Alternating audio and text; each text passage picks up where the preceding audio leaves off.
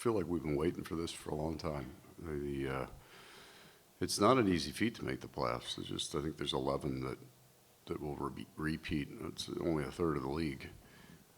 So it's a tough grind, but we had confidence in our team, and all 16 teams are saying that, and rightfully so.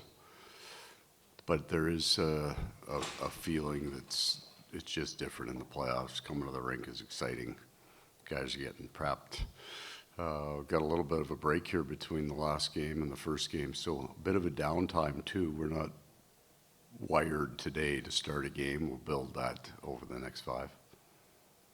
Over the next 5. What are you guys starting Wednesday?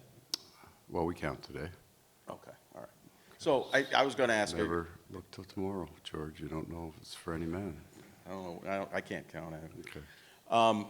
How are you feeling? How are you guys feeling health-wise? I know you guys didn't do anything on ice today, but I saw AJ Greer out there. Is he okay? How's Matthew doing? What are you expecting come tomorrow? So there isn't anybody that I would say that I know is not ready for game 1. That there's an injury there that's week to week. We had some guys just overuse injuries. I think in the last 2 weeks we had some guys, minor groins, things like that. And we'll hold them out of practice tomorrow unless they're right there. We're not going to run them hard early in this to set anybody back. But everybody is possible from game 1.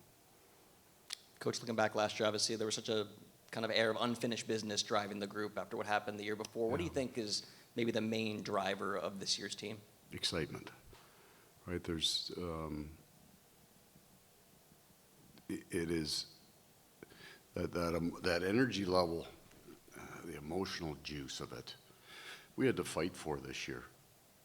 And that's true of every team that wins, right? It's a harder mental grind, and then you wake up after it's over and it's back, right? It's just everybody's wired, and now that energy that you were kind of trying to find, the external energy, right?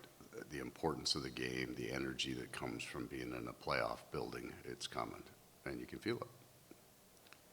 2 things, if I may. First, you've spoken many, many times in your 3 years about Sergey and his preparation and how he understands what's required of him, and he has his ways, and it works for him. How much comfort does that give you, knowing that he's the best possible person to get himself ready, I guess, to defend this thing? It's just, it's not something that we have to spend any time contemplating. So it's a box checked. He's going to do everything he needs. He has a great understanding of the need of his own prep. And it's not a guy, he's at the opposite end of the spectrum of a guy who just puts the gear on and goes plays. Because you're always worried about those guys. He's got his program, and he and Rob Tallis have just this incredible relationship.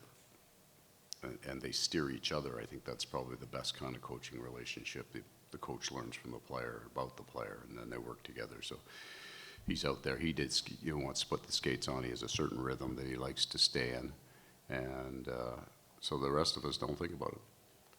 Second thing, there's probably and this is not a fishing for when Matthew will play question, but there's probably some perception out there that the Benny, Marchie, Chucky line is going to look like the Hanson brothers, and off the ice, Benny commits money to adopting animals, and Marchand only talks about his kids, and Chucky only talks about his family. They're 3 really good guys off the ice. The perception may not be that, but they are. How will those personalities click, do you think? The fact that they are like-minded in a lot of ways. Very, very intense people. And I understand that outside perception because I shared it about Matthew Tkachuk when he was in Calgary. I didn't like him at all. And then you see them move around people, and they are just incredible men in the locker room and in the community. I think there was an assumption made when you make a trade that, hey, that would be a great line. We should start that, like, outside. So I wouldn't, I'm not sure the 3 of them are playing together at the start, but to be on the same team. They're wonderful veteran people that all have a great respect of the game, but the people in it, right? One of the most impactful things, I've told this story before, was at the height of your anger, frustration, depression, getting off the airplane after Game 6, that's a 5.5-hour flight. It's also the last flight of the year for our team. I'm waiting, the players, getting them off the plane to try to get them rest. And every guy stopped and thanked the flight attendants for the year. They had the awareness of the people and the care that they took for their players. And every one of them stopped and thanked them. And that's, I think, what the big driver of the special people here. And your leadership will always be the ones that take care of that and drive it. Those three men are wonderful to the support staff. Trainers, coaches, everybody, flight attendants, all the people that help move our team and don't get on the camera.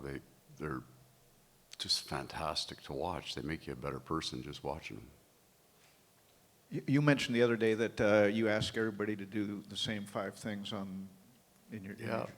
Is that a secret sauce, or can you share some of that? No, I mean, if you can watch our game, I think the 5 things would be the identity of our game without being technical, right? And I guess the base idea of it is, you can't ask the player, the 12th forward, to play like Barkov, right? But you can have a common denominator where Barkov is held accountable to the same standard on certain things at the fourth line. So clearly, a lot of this stuff is without the puck, kind of an idea. And that's what makes all the men equal in our room. There's a bunch of things. Most of them are hard. You got to do them. If you don't do them, the coach has to hold you accountable regardless of who you are. But we've agreed on them. We've had some success with them. So there's nobody fighting you on them. We just, over the course of the year, you'll have to 3 or 4 times go back in and say, okay, what is it that we do here? What's the thing that we hold most dear? We got to get back to it because we're off it. One other thing, you've said many times, and we've seen the switch goes on in the playoffs, game changes. Is it just physicality from your perspective?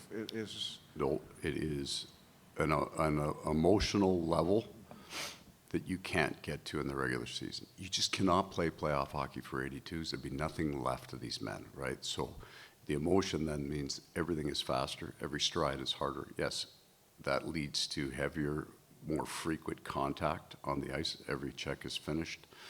Every shot is blocked if it can be. All of the very, very hard things. And in some ways, there's some risk to that, to the player's health, right? They're all hard things. But in the playoffs, everybody's ready, and that's both teams. The energy in the building, the potential for victory, what they're willing to do for that drives all of it. This is not a player character thing. The energy's not the same in the regular season. It can't be. The buildings aren't the same. The fans they can't be playoff ready, right? So every fans get all jacked up. Everybody's got the face paint on. We all got our routines and our superstitions, and it focuses down to that shift by shift in a 60-minute game. So you get the highest quality of intensity in playoffs. Paul, just you kind of touched on it earlier, but how much do you guys? How are you able to flip the switch when the playoffs starts? Is it outside motivation? Is it stuff you work up to? Obviously, you guys were able to kind of rest and take it easy a little bit coming into the playoffs. How do you flip the switch when you start? So I would view it differently. No, this is a great analogy. Like, our players played as hard as they could with the gas that they had this year. They weren't like in relation to the rest of the league. I mean, we almost had 100 points. I think we'll probably end up 4 to 6 points behind Tampa, not far off Toronto. And then you just get way better fuel, right? You go from, I don't know, what's worse than leaded, and then you're getting, high octane stuff. And you can't get the high octane. Now, there'll be spikes during the year where something will happen and for me, that was the Toronto-Carolina after we'd lost 6 to 7. We were that would be a block of almost as close to playoff hockey in our room. But you know what? You go and you'll play a game, and I do follow what the other team says about the game. It's interesting then to see how they view it. And we get a lot. Well, that was our playoff game, and you're kind of on the bus going, not really. because it's going to get way harder and way faster. So it's not a switch flip. That's a dangerous idea, because we're not going to play quite as hard for 82, and then we're really going to go. That never ever works. It doesn't. So we are constantly talking about doing the hard things in the regular season. You just know that if you're in the grinder, you just don't have the legs. A better example might be that we lost both games to New Jersey in November this year, coming from Finland, and both those games were tied 2-2 at the 10-minute mark of the second period, but we were just a little behind it. Just couldn't quite get there and lost those games. That was an honest game. It was a reasonably well-played game by us. It's with the juice that we had, the gas that we had in that game, we gave what we could. To use the same metaphor, do you have to fuel the players up with that? Do they have to do it themselves? Have they learned over the course of the last couple of years how to do that? You're going to get all the gas that you need, but you got to be mindful there's some curves in this road. And if you put the pedal to the floor, you're going off the cliff. 22 hits in period 1 of the Stanley Cup final 2 years ago. That's not sustainable. So you got to keep the car under control too. I'm not worried about gas or running out of it, right? You're worried about being mindful. There's curves in this road too, and foot to the floor doesn't always work either. You're in the box all night, or you're running around trying to kill people. And sort of in a similar vein, that just the experience that the core of this group does have with this. You guys are going on, I think, about 300 games over the last 3 years for a bulk of them. Just how much does the experience help them with, again, knowing when to push on the gas, when to figure everything out, and them being able to spread it out to the rest of the group going, okay, we're at this point, this helped us last year, yada, yada, yada. Just how much does experience, knowing what the long grind takes, help with knowing what you need to do when you get into this time of year? That's a good one. So there's a value to it in shared memory, the experience that they've had together.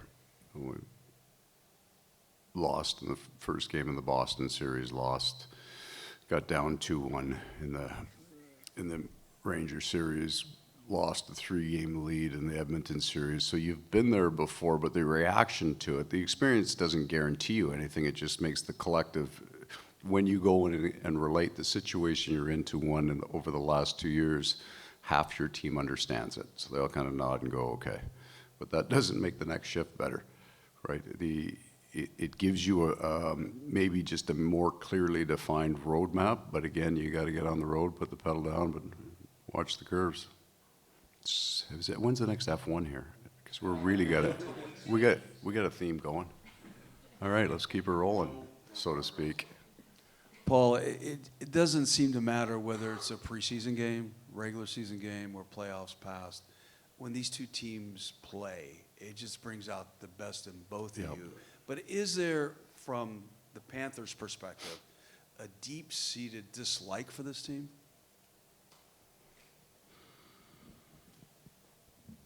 I think there's a really healthy respect.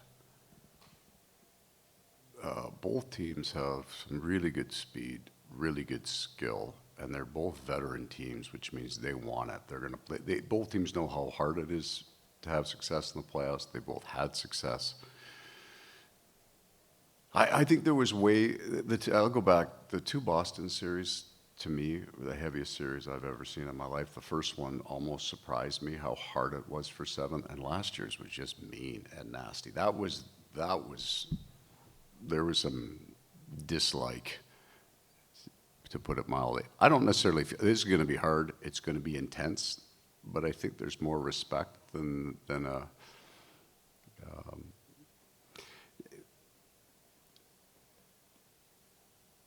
neither team. So if we combine the 2 teams and say the style of game is predicated on the combination of 2 teams, it is not as physical a series as the Boston series would be. When you combine Boston and Florida, that's ugly, right? This will be a more speed-based series. I mean, looking at what Tampa did this offseason, they made a bold move and didn't re-sign their captain, replaced him with a guy like Jake Gensel, and they really haven't missed a beat since making those moves. I mean, how impressive is it for a team to kind of recover after losing its captain? And I mean, how does that change the outlook of the series a little bit? I think the more possibly and certainly bring in an elite, an elite scorer like Edsel and Stamkos would do the same things, but I think bringing McDonough back on the blue line put their structure back in place. It goes back with Chernak. They can run 7 or they can run 6. They know how they adjusted back to the form from years earlier. Some of it structurally as well, systematically, they changed back to their game. I think that was the thing that made them look more like their team in the past. Coach, you talk about hoping everyone's ready to the expectation for game one. With that, what do these next couple days look like for Matthew Tkachuk as you try to get him ready for that game and ramp things up? He went after it pretty good today. He won't skate tomorrow. He'll skate on off days going into the decision day, which will be after Monday's skate. Coach, a lot of times when we get to the playoffs, top lines almost cancel each other out, right? Because both teams are so skilled. I'm wondering how significant you feel a Lundell, a Luosterainen. I know you've really liked the way the fourth line has played. Just the importance of the depth on this team and how it could factor into this series. It's the key piece. I thought that the most improvement that our team would make this year is that Anton Lundell would get a year older. We had, I think it was the Buffalo game, we had talked about what your team looks like when it has really important people playing or out of your lineup. That you have to take this game. We had a bunch of guys out, I think 7 or 8, and we can't say when this will never happen. And we get our team back and we're fine. And then we went back to the game 3 of the Stanley Cup final against Vegas. And on that third line was Ryan Lomberg and a 21-year-old Anton Lundell and Sam Reinhart. But that was our 3-hole line. So we feel, he doesn't turn 24 till the end of the year. So we think that that's the area of almost depth where our team can improve, or where our team had the opportunity this year to grow. So now when Luosterainen and Lundell and over the years, Reinhart, Tarasenko, possibly Marchand, but that's a better line now. And if the other team's best is against them, we have an expectation of those two guys that they're going to be able to play at that level. I wouldn't necessarily run it all night, but I would too on the road. I would allow that matchup now. That's how much faith we have in that line.